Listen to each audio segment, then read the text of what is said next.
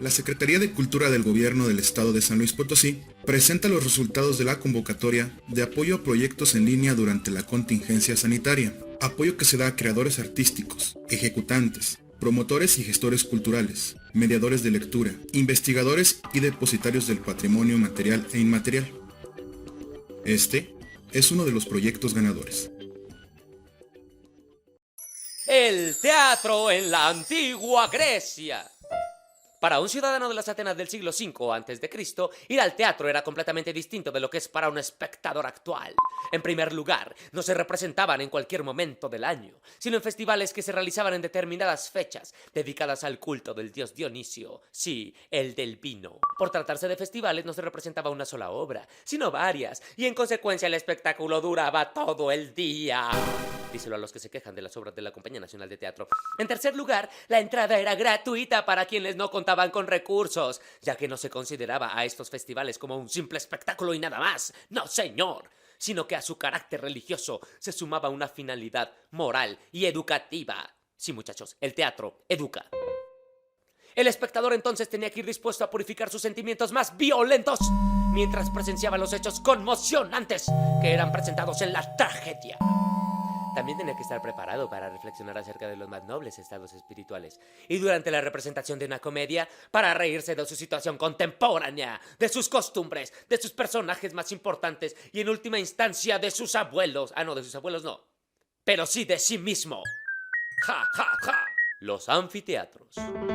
Los teatros estaban construidos al aire libre sobre una ladera o al pie de una colina, en lugares generalmente rodeados por otras colinas, lo que proporcionaba al sitio una acústica natural perfectamente aprovechable. Por este modo, los actores podían representar sus papeles en un tono normal de voz, que resultaba audible para la totalidad del público. No como en la actualidad, que al actor le tienen que gritar ¡Voz! El teatro mejor conservado en la actualidad, por cierto, es el de Epidauro. Los teatros griegos, además, tenían una capacidad como para albergar entre 15.000 y 20.000 espectadores. Como el Azteca. La puesta en escena. Los actores, llamados hipócritas, del griego hipócrites, persona que finge, usaban un atuendo especial y máscaras. ¿Les daba pena? No, no les daba pena. El vestuario utilizado tenía gran importancia, ya que hacía reconocible la clase social a la que pertenecía un personaje. Además de los personajes principales, el teatro griego contaba con un personaje colectivo. ¡El coro! Coro por aquí, el coro por allá. Este cumplía distintas funciones de acuerdo con lo desarrollado en la obra. Podía ser el pueblo o cualquier multitud. Podía representar la voz de la conciencia de un personaje, sus reflexiones y sus remordimientos. Servía al autor para comentar, a través de los coreutas o integrantes del coro, diversos pasajes de la obra. O sea, servía para muchas cosas. El coro se ubicaba de espaldas al público, en la parte delantera de la escena denominada orquesta, y desde ese lugar realizaba movimientos y acompañaba con cantos y danzas la representación. Los personajes. Los personajes protagónicos de la tragedia y del drama satírico solían ser dioses o pertenecer a la nobleza. En cambio, en la comedia se caricaturizaba a las clases más bajas. Esta diferencia se manifestaba no solo en el vestuario, sino también en el lenguaje empleado. Era poético en el caso de las tragedias y popular, hasta incluso grosero, en las comedias. Los actores eran únicamente hombres, ¡pero qué triste! que podían representar cambiando de máscara y de vestuario a varios personajes, incluyendo a los femeninos. ¡Pero qué padre! Los desplazamientos escénicos y los ademanes de los actores también seguían ciertas convenciones que el público conocía a la perfección, porque siempre iban al teatro, no como en la actualidad. Ay. La tragedia. En un comienzo los cantos llamados ditirambos eran entonados por un coro de 50 hombres que vestían pieles de cabra, el animal que representaba a Dionisio. Con el tiempo del ditirambo se desprendió un solista que intercalaba con el canto unos versos recitados de carácter narrativo o informativo referidos a ciertas acciones míticas. Esta innovación ritual dio origen a un nuevo género, la tragedia, del griego tragos, cabra y osie, cantar, es decir, el canto del macho cabrío. El solista, que habría sido introducido por el poeta griego Tespis, podía cubrir su rostro con máscaras alternativas. Le daba pena ¡Que no le daba pena! Y de esta manera representar a más de un personaje. Finalmente, el ditirambo sufrió una nueva transformación. El coro quedó relegado a un segundo plano, como acompañante de la acción, que pasó a ser el elemento fundamental. Posteriormente, otros autores introdujeron un segundo y un tercer actor, con lo cual el género dramático adquirió su forma definitiva y fundamental, el diálogo. O sea que ya platicaban. La comedia. Otro tipo de ceremonia dionisíaca, el comos, fiesta con cantos y bailes, dio origen a la comedia. En un comienzo se trataba de una celebración en la que los participantes se disfrazaban con trajes ridículos y se cubrían con máscaras que reproducían los rasgos de determinados animales. En una etapa posterior se desarrollaron breves diálogos, monólogos que ridiculizaban y caracterizaban a personajes conocidos de la sociedad. De esta forma se establecieron las bases de la comedia, género cómico y popular que tuvo un gran éxito en la antigua Grecia. Grandes dramaturgos del siglo. A Tespis se lo considera como el creador de la tragedia por haber incluido a un solista que se separó del coro, pero son Esquilo, Sófocles y Eurípides los tres grandes dramaturgos que le dan su forma definitiva al teatro de la Grecia clásica. Aristóteles afirma que Esquilo introdujo un segundo actor, con lo que el diálogo pasó a ser un elemento preeminente del género dramático, o sea que no nada más contaban lo que les pasaba, sino que se lo platicaban. Posteriormente, Sófocles agregó un tercer actor en escena, lo que permitió hacer más compleja la trama. En las obras de Esquilo y Sófocles, los personajes no son seres comunes y corrientes, sino héroes que tienen la posibilidad de relacionarse con los dioses. En Eurípides, en cambio, los personajes se aproximan más al sentir de los mortales y muchas veces los conflictos se resuelven por la intervención casi azarosa de algún dios. Recurso conocido como Deus Ex Machina, porque los actores que representaban a los dioses aparecían y se desplazaban en escena sin tocar el suelo, no volaban, lo sostenían con grúas complicadas. La poética de Aristóteles. Varias décadas después de la muerte de los grandes autores trágicos, Aristóteles analizó las obras en la poética. Su tarea consiste en buscar semejanzas, estudiar los temas tratados, el estilo, los personajes que intervienen, y a partir de eso, establecer las características generales de los distintos géneros literarios.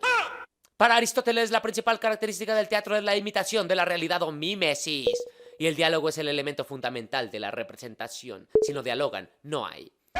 Hasta aquí llegamos en este audio. Acompáñanos en nuestras siguientes emisiones para conocer más sobre el teatro de la antigua Grecia.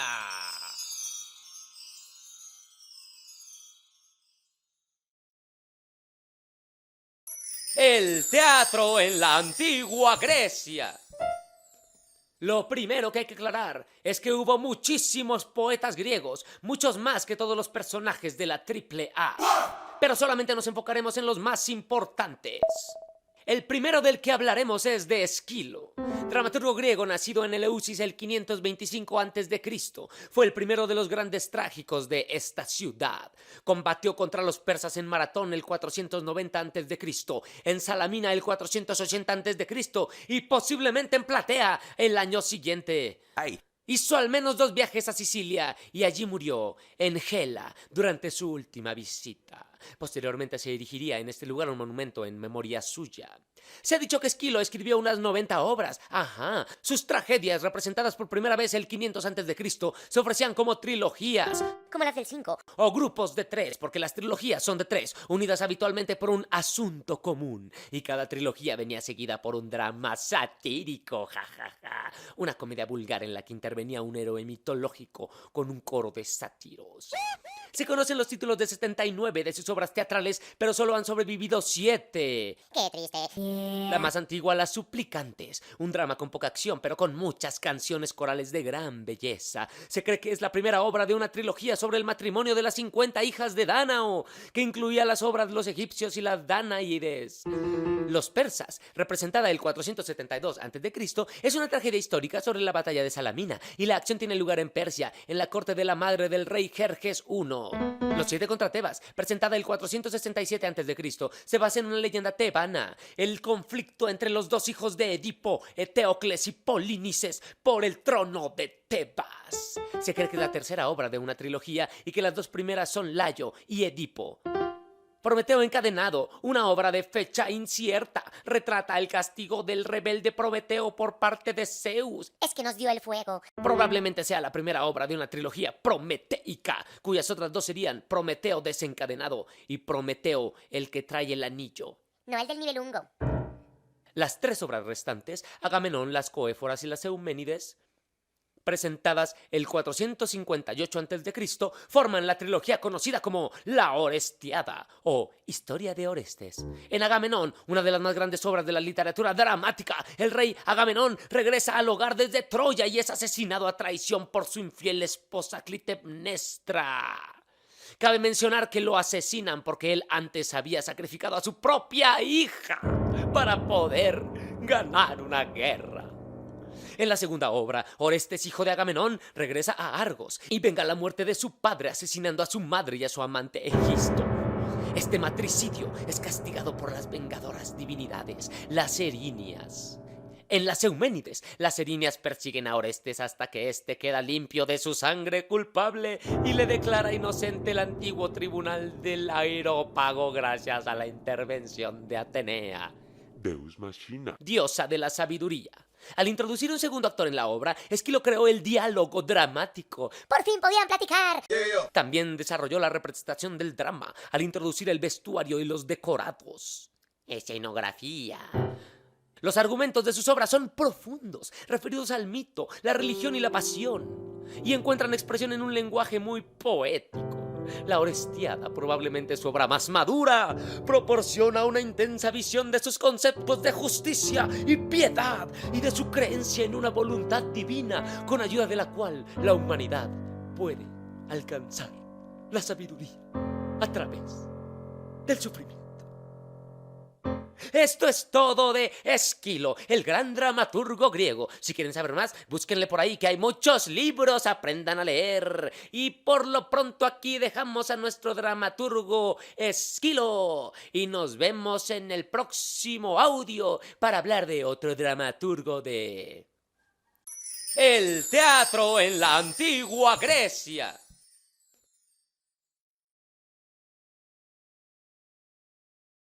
El teatro en la antigua Grecia. El poeta griego del cual hablaremos el día de hoy es Sófocles, nacido en Colono Hípico en el año 496 a.C. Hijo de Sofilo, un acomodado fabricante de armaduras, Sófocles recibió la mejor educación aristocrática nacional. De joven, fue llamado a dirigir el coro de muchachos para celebrar la victoria naval de Salamina en el año 480 a.C.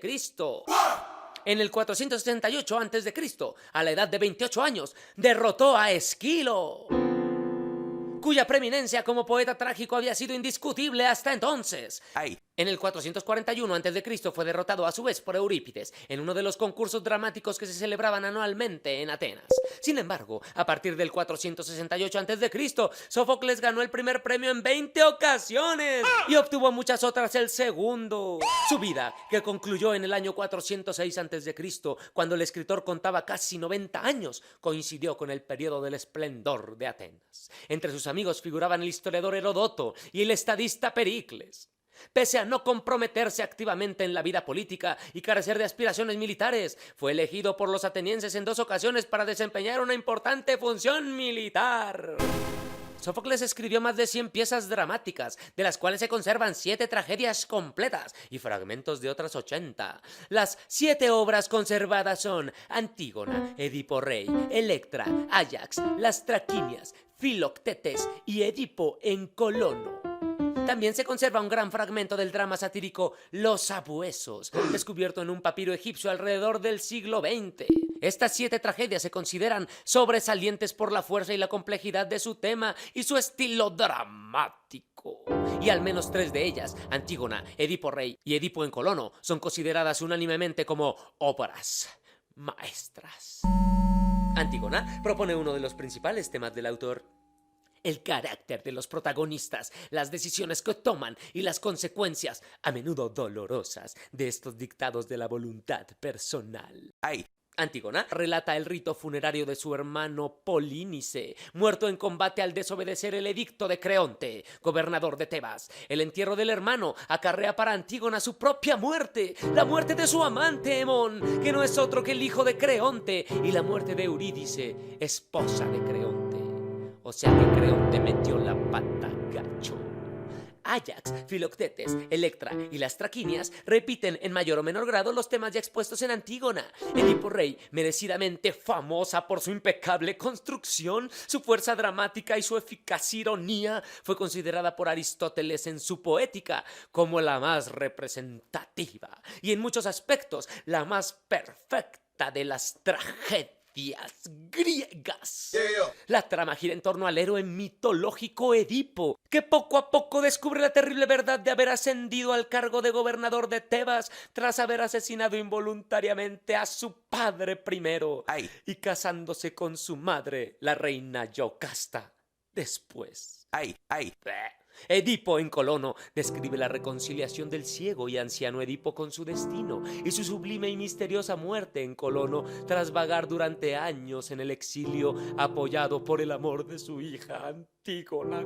¡Cuánta tristeza, Dios mío!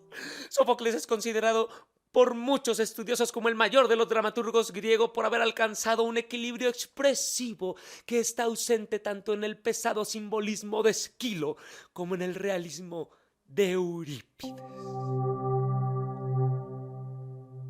Y aquí llegamos al final de nuestro capítulo de Sófocles. Los esperamos en nuevos capítulos para saber más de teatro antiguo griego aquí en El Teatro en la Antigua Grecia. El teatro en la Antigua Grecia. Bienvenidos a un capítulo más. Esta vez hablaremos del poeta griego Eurípides, el tercero junto con Esquilo y Sófocles de los tres grandes poetas trágicos de Ática.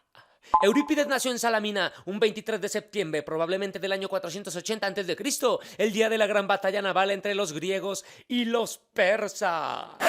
Sus padres, según afirman ciertos expertos, pertenecían a la nobleza. En opinión de otros, sin embargo, era de origen humilde, o sea que nadie sabe nada. Su hijo, en cualquier caso, recibió una esmerada educación. Las obras de Eurípides comenzaron a representarse en los festivales dramáticos de Ática durante el año 454 a.C., pero hasta el año 442 el autor no obtuvo el primer premio. Esta distinción, pese a su prolífico talento, no recayó sobre él más que en 4 ocasiones. Además de sus escritos, se interesó muy especialmente por la filosofía y la ciencia. Si bien Eurípides no se identificó personalmente con una determinada escuela filosófica, sí recibió la influencia de los sofistas y de los filósofos como Protágoras, Anaxágoras y Sócrates. Fue un hombre austero y se consideraba incomprendido por sus contemporáneos, como casi todos los artistas. conclusión que, por lo demás, no carece de fundamento, pues fue frecuentemente objeto de ataques por parte de los escritores atenienses de comedia. Aristófanes, por ejemplo, lanzó contra él una sátira en Las ranas en el 405 a.C. Las obras de Eurípides eran criticadas por su carácter anticonvencional, por sus diálogos naturales en vez de complicados y su independencia de los valores morales y religiosos tradicionales. A pesar de todo, sus obras se hicieron famosas en toda Grecia. Al final de su vida, abandonó Atenas y se instaló en Macedonia. A diferencia de Esquilo y Sófocles, Eurípides representaba los nuevos movimientos morales, sociales y políticos surgidos en Atenas. Fue un periodo muy fructífero en el plano intelectual. Anaxágoras acababa de demostrar que el aire era un elemento y que el sol no era una deidad. ¿No es una deidad? No, no lo es, sino pura materia. Se establecían nuevas verdades en todos los campos del saber y Eurípides, sumamente receptivo a todas ellas, introdujo una nueva conciencia en la tragedia. Se interesó ante todo por el pensamiento y las experiencias del ser humano ordinario, más que por las figuras legendarias del pasado heroico. Eurípides trataba a sus personajes de un modo realista. Ya no eran símbolos idealizados y ajenos a la vida normal, sino que se comportaban como sus contemporáneos atenienses. Era capaz de demostrar la corrupción y la debilidad humana con amargura y hondo realismo, y al mismo tiempo de reflejar en sus obras un profundo respeto por el heroísmo humano, la dignidad y la pasión. Eurípides asignó un lugar destacado en su obra a los personajes femeninos, y el protagonista de sus dramas era con frecuencia una heroína del crimen o de la virtud. Eurípides extrajo sus tramas de las mismas fuentes que los demás dramaturgos griegos. Los mitos y leyendas griegos llamaron poderosamente su atención, en particular las aventuras de héroes atenienses como Teseo. También buscó nuevos temas de inspiración, inclinándose de manera especial por aquellos que sugirieran emociones violentas y actos románticos. Tales fueron las historias de los héroes Belerofonte y Faetón, que Eurípides fue el primero en tratar dramáticamente. En Las Bacantes también se pone de manifiesto el aspecto liberador de la religión dionisíaca y los peligros que entraña la pérdida del control y la razón. Presas de un frenesí báquico, Ágave y las mujeres de Tebas descuartizan a Penteo sin que Ágave sea consciente de que la víctima es en realidad su propio hijo. Lo que hace la pera, de verdad. De las numerosas obras atribuidas a Eurípides, se conservan 17 tragedias y un drama satírico, Los Cíclopes. Entre las tragedias figuran Alcestes, Medea, Hipólito, las Troyanas, Helena, Orestes, Ifigenia en Áulide y Las Bacantes. También destacan Andrómaca, Hércules, Hécuba, las Suplicantes, Electra, Hércules loco, Ifigenia entre los tauros, Ión y las Fenicias. ¡Qué bueno que solamente son las que destacan! Así es, este dramaturgo fue muy prolífico. Así llegamos al final de este audio sobre Eurípides. Y acompáñanos por favor en nuestro siguiente número de... El teatro en la antigua Grecia.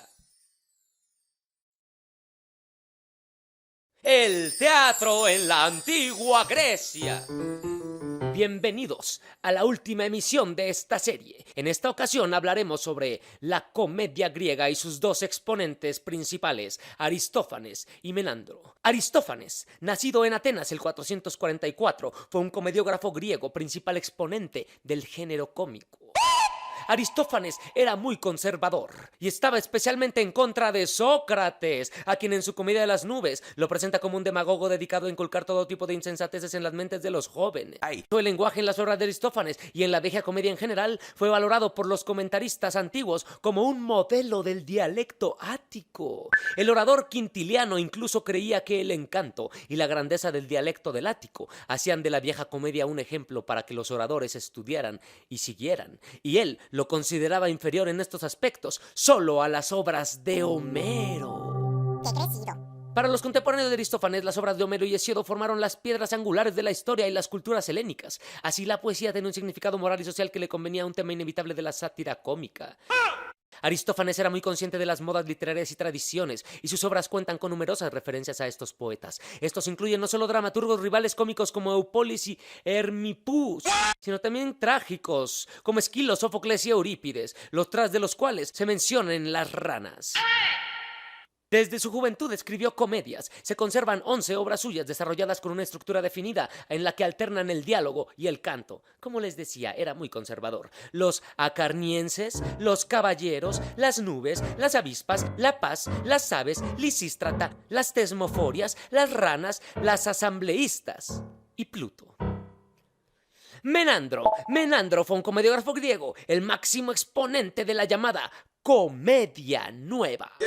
Hijo de Diópites y Egesistrata, Menandro gozó de bastantes bienes como para llevar una vida acomodada. Fue amigo de juventud de Epicuro y de Zenón de Sitio, y discípulo de su pariente el poeta Alexis de Turios y del filósofo Teofrasto.